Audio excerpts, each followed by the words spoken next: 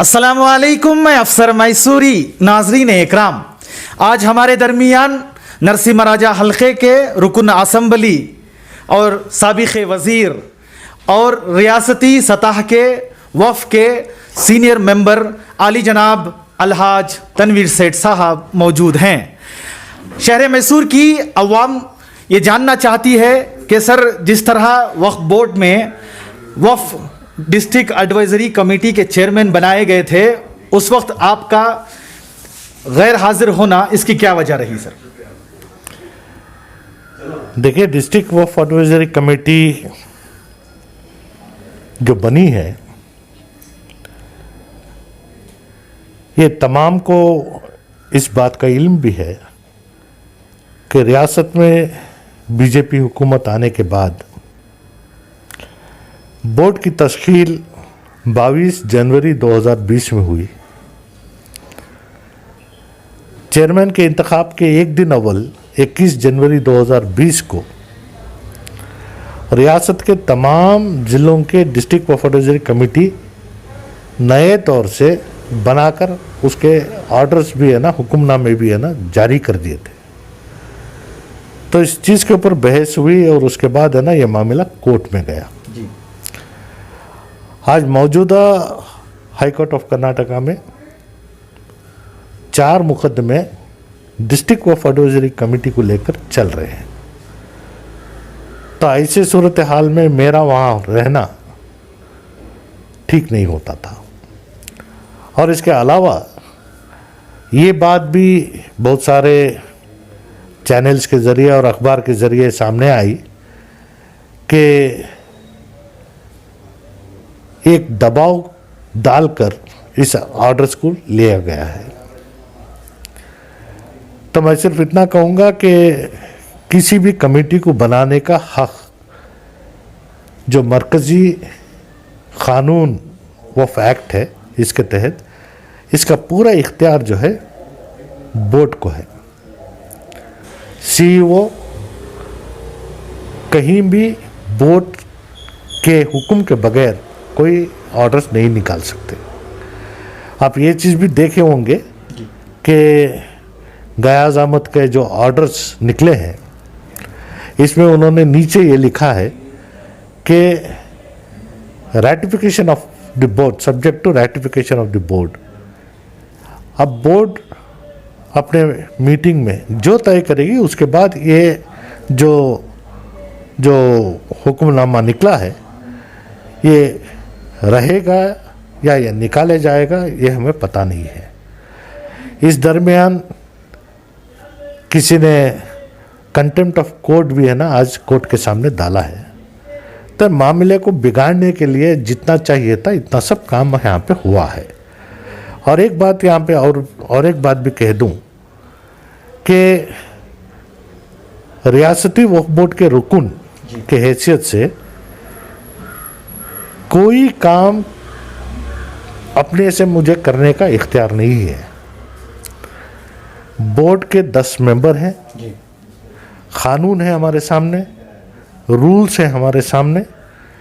क्योंकि बहुत सारे ईटीवी में आया, आपके चैनल में आया, हमारे कौसर के चैनल में आया, न्यूज़ 24 के चैनल में आया, बीबी आयशा का मसला। बीबी आयशा के मसले में भी मैं कहीं भी मेरे तासुरात सामने नहीं रखा। वजह यह है कि हर औक़ाफ़ी इमलाक ये अल्लाह की इमलाक है और इसके साथ इंसाफ के साथ चलना ये हमारा फ़र्ज़ है।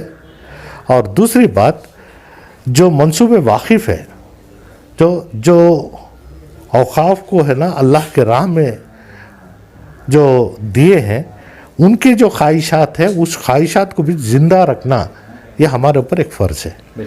तो ऐसे सूरत हाल में बीबी आयशा का मसला ये रहे कि 30 साल के लिए जमीयत खुदादाद को ये दिया गया था और 30 साल के दरमियान में ही लगभग 22 साल मुकम्मल होने के बाद उन्होंने डॉक्टर ताहा मतीन और दीगर अहबाब को है ना बुलाकर बोर्ड की कहीं भी मंजूरी नहीं है या ज़िला वफ़ कमेटी की मंजूरी नहीं है, तो इन्होंने ये तय किया कि है ना ताहमुद्दीन साहब को लाकर अस्पताल चलाए।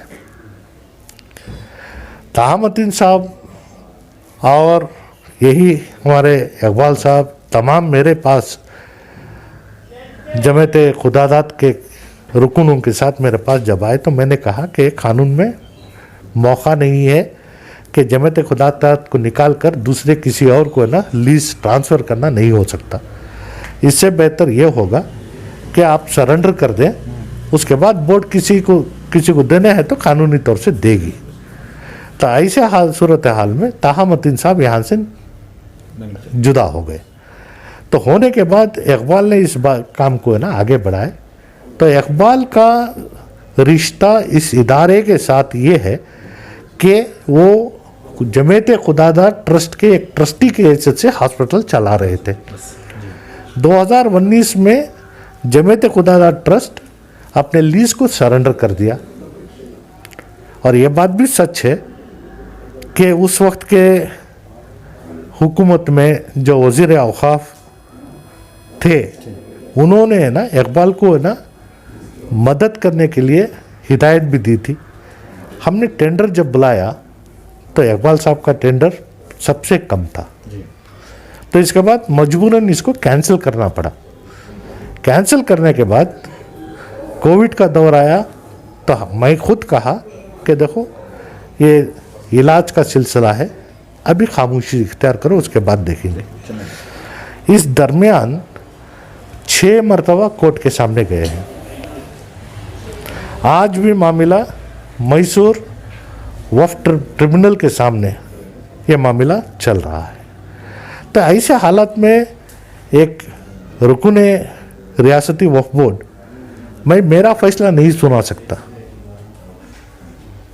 लोगों को गुमराह करना ये मेरा काम नहीं है।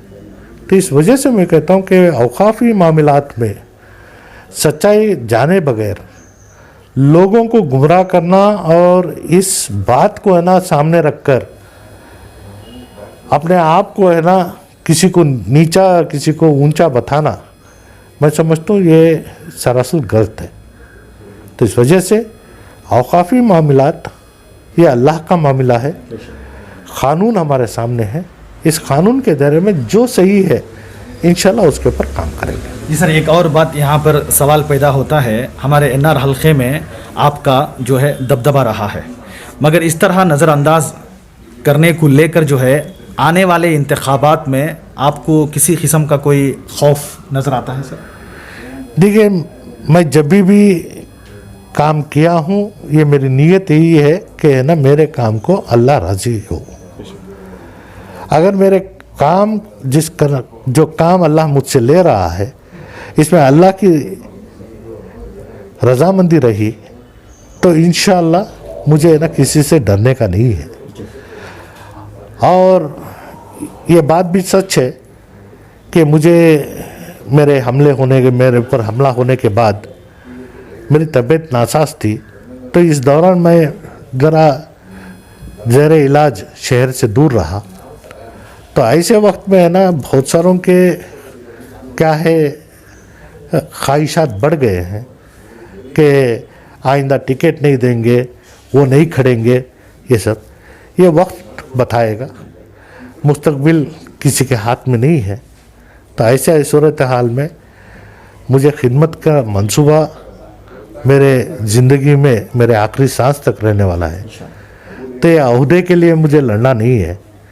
अल्लाह जब भी मौका बनाया है हम काम करे हैं, बग़ैर अहदे के भी काम करेंगे। सियासत को बीच में रखकर मैं खिदमत नहीं करता, अलबत्ता खिदमत करने के लिए जहाँ भी मौका मिलता है मैं है ना पीछे नहीं हटता। तो इस वजह से लोगों में जो ख्वाहिशात है वो अल्लाह खुद है ना उनके दिलों को फेरेगा।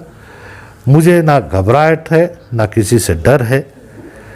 अल्लाह जो भी मौका बनाएगा अल्लाह बेहतर के लिए ही काम करेगा। सर, एक और सवाल आता है, क्योंकि आप हमारे मैसूर में जो है वफ़ के बहुत साथ यानी कि करीब रहे, जुड़े रहे। सर, अभी जो लोग आए हैं या पिछले जो भी आपके ज़ेरे निगरानी में आपकी सरपरस्ती में वफ़ को चला लेके जा रहे थे, उस वक्त 3 ऐसे काम बताइए जो आपने उम्मत के लिए की हो। देखिए, ये मामला मुसलसल चलता आ रहा है। बताने के लिए तो बहुत सारा है। ये 3 कुछ ऐसे काम बताइए जिनसे लगे कि भी आप पिछली मर्तबा जो भी आपका एक लंबा अरसा था जो आपने गुजारा है वफ़ के साथ या आपकी ज़ेर परस्ती में आपकी निगरानी में था, कुछ ऐसा बताइए सर आप।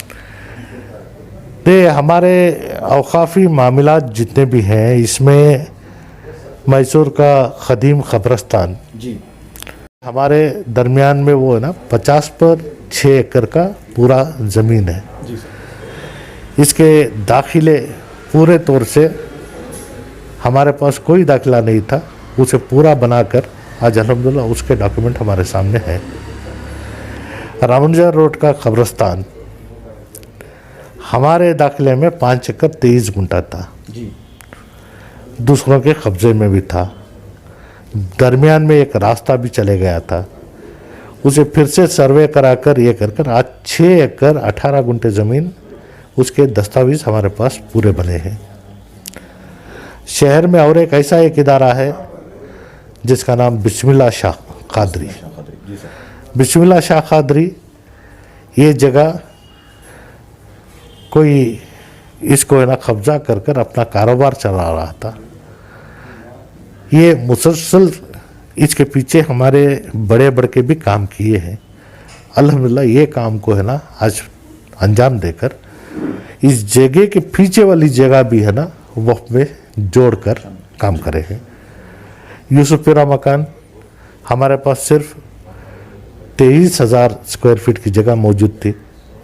इसके बगल वाली जगह मूडा वाले उसको पार्क बना दिए थे। हमारे पास जो भी था इसे जाकर है ना फाइट करने के बाद आज 90 पर 7,000 स्क्वायर फीट की जगह वफ़ की निगरानी में आई है। मेजेस्टिक स्कूल में कमर्शियल कॉम्प्लेक्स का तामीर हुआ। आज लगभग 1.5 लाख रुपए का किराया उस इदारे को आ रहा है। इसी तरीके से बीड़ी मजदूर एसोसिएशन और मैसूर बीड़ी मजदूर क्रेडिट कोऑपरेटिव सोसाइटी के ज़ेर निगरानी 1000 मकानात हमने मेरे वालिद के दौर में जो तामीर हुए, वहाँ की मस्जिद, वहाँ के पूरे दुकानें, इन तमाम चीज़ों को हमने वक़्फ में लाया है। क्योंकि इंसान का कोई भरोसा नहीं है, ये अल्लाह की निगरानी में और अल्लाह नाम पे है ना इस चीज़ को हमने दर्ज कर लिया। इसके साथ तुम्हारे पास चाहे वो नरसीपुर का किस्सा हो, जामिया मस्जिद और मस्जिद नूर का मामला, इसे हल करने में पूरी तवज्जो के साथ हमने काम किया है। रियापटना का मसला जो बस स्टैंड के पीछे वाली ज़मीन कब्रिस्तान की है, इस चीज़ को है ना कानूनी तौर से क्या कार्रवाई के साथ हमारे हाथ में लेना है, उसका काम आज भी जारी है। तो ऐसे पूरे ज़िले में जो काम होना है इसे बाकायदा अल्लाह को हाजिर नाजिर रखकर काम करते आ रहे हैं और इसमें हमारे सामने नतीजे भी आ रहे हैं। जी सर, आपने कहा ये बहुत बड़े बड़े काम हैं आपके, जो आपने मुझे गिनवाया ये बहुत बड़े बड़े काम हैं। शहर मैसूर में कोई ऐसा शादी महल कि जो है मिडिल क्लास के लोगों को, आप भी वो वक्त से गुजरे होंगे कि एक बाप जो है, एक बाप के कंधों पर जो है एक बोझ होता है, जो एक जिम्मेदारी होती है। आप देखते हैं कि शादी महल के लिए 40 से 50 हज़ार, ये कम है, फिर भी जो है 40 से 50 हज़ार रुपये देकर जो है शादी करवाते हैं। क्या हमारे वक्फ बोर्ड के पास, हमारे वक्फ में जो है इतना नहीं है कि एक मिडिल क्लास के गरीब आदमी को जो है शादी महल की एक सहूलत करके, उसके बाद एक बाप के लिए और भी जिम्मेदारी बढ़ती है। जैसे ही शादी का 1 साल होता है, उसकी बहन बेटी जो है प्रेग्नेंट होती है, तो फिर उसके बाद जो है एक और बोझ आता है। इसके बारे में आप क्या कहेंगे सर, क्योंकि आपकी सरपरस्ती में जो है ये नहीं किया आप? हाँ, देखिए, हर इदारा अपने आप में है ना वो अपनी जिम्मेदारियों का निभाने का पूरा हक उस इदारे में आता है। तो हमारे पास भी है ना शादी महल के लिए रियासती अक़लियती डिपार्टमेंट से ग्रांट्स लेकर बनाने की कोशिश की गई, जिसमें यतीम खाने निस्वां मर्दों के यतीम खाने में एक शादी महल बनाने की हमारे पास कोशिश की गई और उसका संगे बुनियाद भी डाला गया। लेकिन क्योंकि हमारे पास जो बच्चे हैं जी उनको है ना एक खाने के मोहताज नहीं बनना, और वहाँ उनकी रिहाइश जहाँ है, आज मिल्लत के लिए तालीमी निज़ाम का होना बेहद ज़रूरी है। इस लिहाज से हमने वो शादी महल को रद्द कर कर आज जो खुदा स्कूल बनी है उसी जगह में हमने स्कूल बनाई है। मगर वहाँ पे मुफ्त पढ़ाई नहीं हो रही है सर, वहाँ पे बाकायदा जो है बड़ी बड़ी फीस ली जा रही है, ये लोगों का कहना है। देखिए कि जहाँ भी हो जो भी हो, तो इसमें एक चीज़ ये आती है कि है ना औकाफ एक मकसद के साथ है। जी इस मकसद में जैसे मैंने पहले ही बताया कि जो शख्स औकाफ में है ना अपना पूरा जान माल है ना वफ़ कर देता है, तो उसके ख्वाहिशात को जहाँ वो जाहिर कर देता है, उस ख्वाहिशात को है ना ता क़यामत तक सवाब जारी के लिए काम करना है। तो इसी सिलसिले में औकाफ की ज़मीन को उठाकर किसी के हाथों दे देना ये नहीं है। अब हमारा मकसद यतीम खाना चलाना है। मैं अगर किराए पे दिया हूँ तो किराया लेकर मैं ना बच्चों की रिहाइश कर रहा हूँ, तो ये भी मिल्लत के लिए दूसरे तरीके से आ रहा है। आज अल्हम्दुलिल्लाह हमारे इदारे में किसी के पास चंदा आज तक हमने मांगा नहीं है, अल्हम्दुलिल्लाह काम चल रहा है। इसी तरीके से मस्जिद या अल्लाह वाले एक शादी महल का काम किए, क्योंकि वो जो मोहम्मद सेठ ब्लॉक में हमारे कुरैशी भाई हैं, उनके कारोबार वहाँ चल रहे हैं। शादी महल कितना भी अच्छा हो, आने वाले को ये लगेगा कि है ना ये गोश्त में मिलावट है। तो इस लिहाज से है ना हमारे कौम को है ना फ़ायदेमंद साबित करने के लिए उसे है ना एक हस्पताल का शक्ल हमने दी। तालीमी इदारे बहुत सारे बने हैं। हमारे पास एक रिफा फंक्शन हॉल था, ये क्या है फुलवारी में जो लड़कियों के यतीम खाने में था। वहाँ ऐसा था कि ना 4-5 हज़ार रुपये आते थे, उसकी कॉरपोरेशन के टैक्सेस हमें हमारे हाथ से बनने के है ना ये थे। और वहाँ सिलसिला ऐसा था कि कोई 1 दिन के लिए ले रहा है तो 4 दिन रख लेता, 4 दिन के लिए ले रहा है तो 8 दिन रख लेता। तो इसमें है ना हमारे पास ये मामले को सही करने के लिए, दुरुस्त करने के लिए माहौल सही नहीं था। आज अल्हम्दुलिल्लाह मैसूर में बहुत सारे समुदाय भवन और कॉरपोरेशन से ना शादी महल भी बने हैं जो है ना इस्तेमाल में ला रहे हैं। वफ़ की जगह की अहमियत आज हमारे सामने, इसकी कीमत हमारे सामने आ रही है। तो इस वजह से इसका सही इस्तेमाल करने के लिए लोगों को है ना सिर्फ दुकानें बनाना ये बनाना नहीं है, अस्पताल है, स्कूल कॉलेजेस हैं, तालीमी इदारे हैं, ट्रेनिंग सेंटर्स हैं, ये बहुत सारे मंसूबे हमारे सामने हैं। औकाफ में एक इदारे का पैसा और एक इदारे को नहीं लगता। और रियासती वक्फ बोर्ड में हमारे पास खुद की आमदनी नहीं है। ये अक्सर ये कहा जाता है कि ना लाखों की है ना आमदनी, करोड़ों की आमदनी वक्फ बोर्ड में है और वक्फ ये पैसा लेकर है ना बैठा है। किसी इदारे का पैसा वक्फ बोर्ड को नहीं आता। हर इदारा अपने जिम्मेदारी में उनके ऊपर जो शर्तें हैं, उनका जो स्कीम ऑफ मैनेजमेंट है, वो ज़मीन जो मंसूबे वाकिफ़ है उसी नीयत के साथ चलना चाहिए। तो इस वजह से ही बीबी आयशा में भी आज हमने ये काम किया है कि मुतल्ली को जो हिस्सा जाएगा, अल्लाह का घर जो मस्जिद है उसकी है ना निगरानी और उसे है ना चलाने के लिए जो जिन चीज़ों की ज़रूरत है, अल्लाह का घर किसी का मोहताज ना बने, ये पैसा अलहदा, मुतल्ली को देने का पैसा अलहदा, और जो पैसा बचता है उसमें वक्फ बोर्ड का जो 7% कंट्रीब्यूशन बनना है वो बनने के बाद बाकी का जितना पैसा बचता है वो मरीजों में है ना देकर हॉस्पिटल के ज़रिए ही काम करने का एक सिलसिला हमने किया है। तो ऐसे जहाँ जहाँ मिल्लत को साथ देने के काम हो रहे हैं ये हो रहे हैं। अब हमारे पास क्या था, इससे पहले का जो वफ़ एक्ट था 1995 का वफ़ एक्ट जो था, इसमें लॉन्ग लीज देने का हमारे पास कोई मंसूबा नहीं था। 2013 में जनाब रहमान खान साहब मरकज़ी हुकूमत में वज़ीर अक़लियत बनने के बाद इसमें जो तब्दीली लाए, अमेंडमेंट्स लाए, अब हमारे सामने 30 साल का है ना लीज देने का सिलसिला जारी है। तो ये आने के बाद हमारे पास आज तक कोई ऐसा एक एप्लीकेशन मंजूर कर कर है ना पूरे तौर से ख़त्म नहीं किया गया है, सिवाय अल अंसार हॉस्पिटल और हज़रत टीपू सुल्तान शहीद रहमतुल्लाह के इदारे की जगह में जो मुस्लिम एजुकेशनल सोसाइटी की जो स्कूल की बिल्डिंग श्रीरंगपट्टनम में बनी है, सिर्फ ये 30 साल का लीज हुआ है। रियासत में नए तौर से अब तक रुकावटों का सामना हम कर रहे हैं। 30 साल के लीज देने के मंसूबे हमारे सामने ज़्यादा नहीं आए हैं। तो इंशाल्लाह आज कानून भी हमारे सामने है। लीज रूल्स 2014 में ही बने, उसके बाद रफ्ता रफ्ता उसमें जो भी तब्दीली लाना वो भी ला रहे हैं। तो इस वजह से आने वाले दिनों में लगभग 250 ऐसे औकाफ की जगह पूरे रियासत में जिनका है ना कमर्शियल वाइबिलिटी है, या फिर स्कूल कॉलेज चलाने की वाइबिलिटी है, या फिर अस्पताल शुरू करने की वाइबिलिटी है, इन चीज़ों को है ना सामने रखकर काम करने की कोशिश कर रहे हैं। और इसके साथ हमने ये तब्दीली यहाँ ये भी लाई कि हुकूमत से अक़लियतों के लिए जहाँ शादी महल बनाने का सिलसिला माइनॉरिटी डिपार्टमेंट से चल रहा है, ये किसी प्राइवेट को नहीं मिलना चाहिए।